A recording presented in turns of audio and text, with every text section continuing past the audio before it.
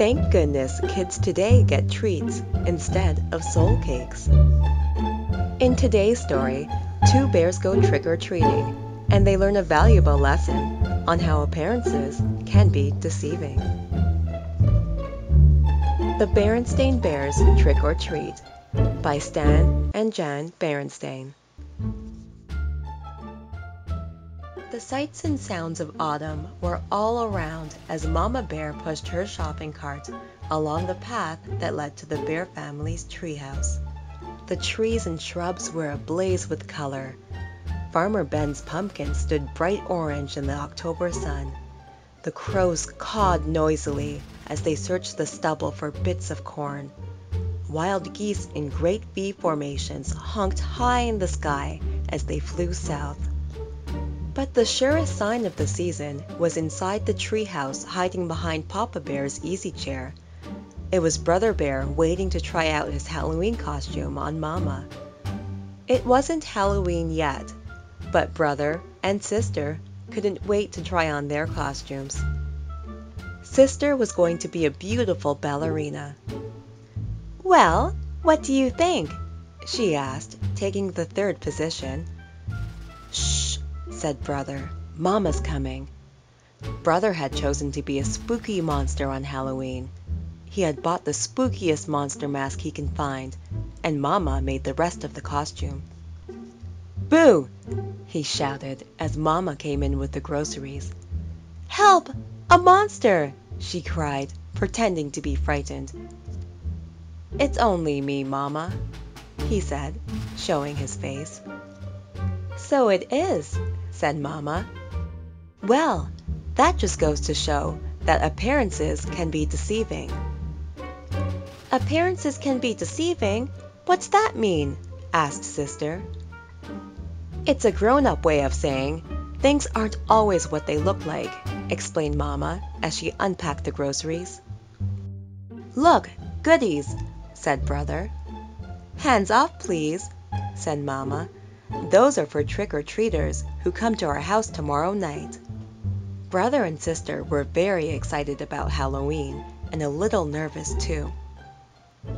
This was the first year they would be going trick-or-treating without a grown-up along to supervise. "I'm not sure I like the idea of them going by themselves," said Papa as he carved the pumpkin he got from Farmer Ben.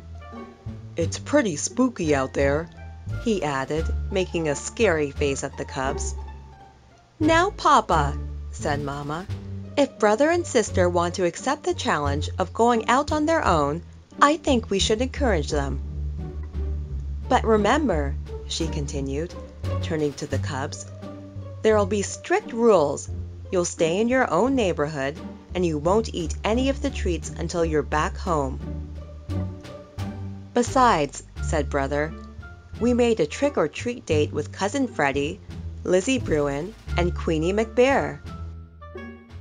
"There," said Papa, putting the finishing touches on the jack-o'-lantern.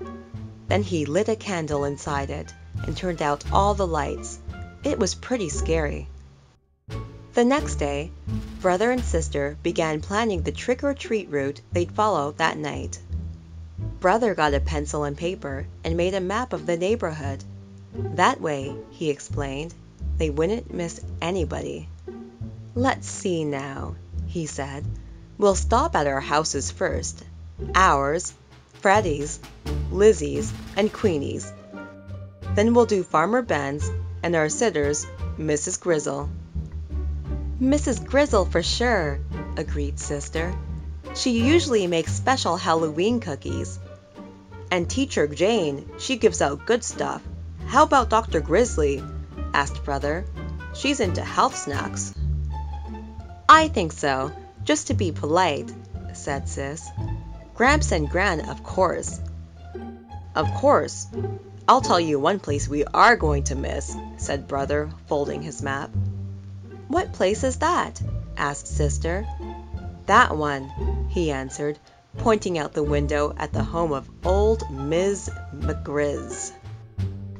It was a spooky, twisted old tree house in a thicket at the end of Crooked Lane. "We're definitely not going there," he added with a shiver. "Why ever not?" asked Mama, who was listening. "Why not?" said the cubs. "Because she's a witch. That's why not." "What uttered nonsense!" protested Mama. "True, Miss McGriz is old, and bent, and rather forbidding looking, but I can assure you she's a perfectly nice person." But the cubs didn't believe her. Not for a minute. They knew better. Everybody knew better. No doubt about it. Miss McGriz was a witch, for sure. Just after dark, a pirate, a skeleton, and the wicked queen from Snow White came for brother and sister. They were Freddie, Lizzie, and Queenie, of course, and together they ventured out into the darkness with their trick-or-treat bags. Before they could get started collecting Halloween goodies, they were joined by some worrisome company. Too Tall Grizzly and his gang, out for mischief. Too Tall didn't waste any time trying to get brother, sister, and their friends to go along with him and his gang. "Come on, we'll show you goody-goodies how to have some real Halloween fun," he said, pulling brother along with him. "What sort of fun?" asked brother warily. "Oh, you might say we're gonna put the trick back in trick or treat," he said, chuckling. It was so dark that brother and the others didn't notice where they were heading. "Hey," said sister, "this is Crooked Lane." "That's right," said Too Tall. "We're gonna put a few tricks on old Witch McGriz." What sort of tricks?" asked brother. Her gnarled, twisted old tree house loomed ahead. "First," whispered Too Tall, taking a roll of toilet paper from his jacket, "we'll decorate her house with a little of this. Then maybe we'll tie a few knots in her clothesline, then smear some honey on her broomstick so she'll stick to it when she tries to fly." But before Too Tall and his gang could start their mischief, the front door opened and a bright yellow light stabbed the darkness. And there, in the doorway, stood the frightening figure of old Miss McGriz. "Aha!" she said in a gravelly voice. "I'm ready for you!" She then led the terrified cubs into a cozy living room. To their great surprise, there was a big tray of beautiful candy apples, all prepared for Halloween visitors. "Mama was right," whispered sister to brother. "Miss McGriz really is a sweet, kind old person." The cubs thanked her for the beautiful apples and went about the rest of their trick-or-treat business.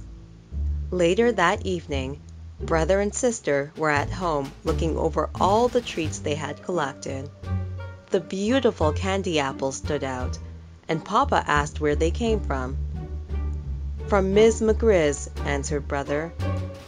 "From that scary-looking old grouch puss that lives down Crooked Lane?" said Papa. "That's right," said brother, taking a delicious bite of his candy apple. "You must really try to remember, Papa," said sister, giving her apple a little lick. "Appearances can be quite deceiving."